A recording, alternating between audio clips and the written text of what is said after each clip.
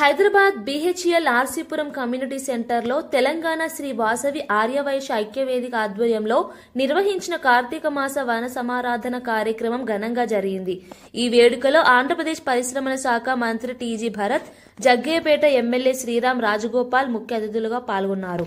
ఈ సందర్భంగా మంత్రి భరత్ మాట్లాడుతూ ఆర్యవైశ్య సమాజం సత్యనిష్ట, సేవాభావం, వ్యాపార నైపుణ్యం, సామాజిక సేవలో ప్రత్యేక గుర్తింపు పొందిందన్నారు.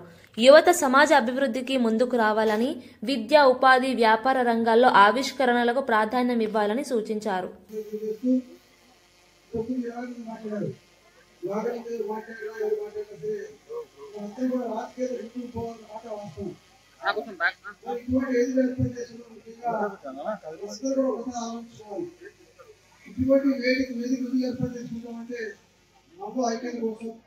పరస్పర సహకారం కోసం, సమాజానికి మేలు చేయడం కోసం ఇటువంటి ఐక్యత ఏర్పాటు చేసుకుంటూ ఉంటాం. తప్పకుండా మనం ఎక్కువ శాతం వ్యాపారం వల్ల పరిమితం అవుతాం. వ్యాపారాలతో పాటు ఇండస్ట్రీస్ తో, ఇందాక యోగా చెప్పినట్టు సివిల్ సర్వీస్ లో చాలా తక్కువ మంది ఉంటాం. జ్యుడిషియల్ లో కూడా జడ్జెస్ కూడా చాలా తక్కువ మంది ఉంటాం. అందువల్ల తప్పకుండా సాఫ్ట్వేర్ తో పాటు, వ్యాపారంతో పాటు మన సివిల్ సర్వీసెస్, జ్యుడిషియల్ కూడా రావాలి. అదేవిధంగా తప్పకుండా ఐక్యత ఉండాలి. మనలో ఎవరికైనా ఆపద వస్తే ఒకడొకరు ఆదుకునే విధంగా మనలో అటువంటి మనసు రావాలి.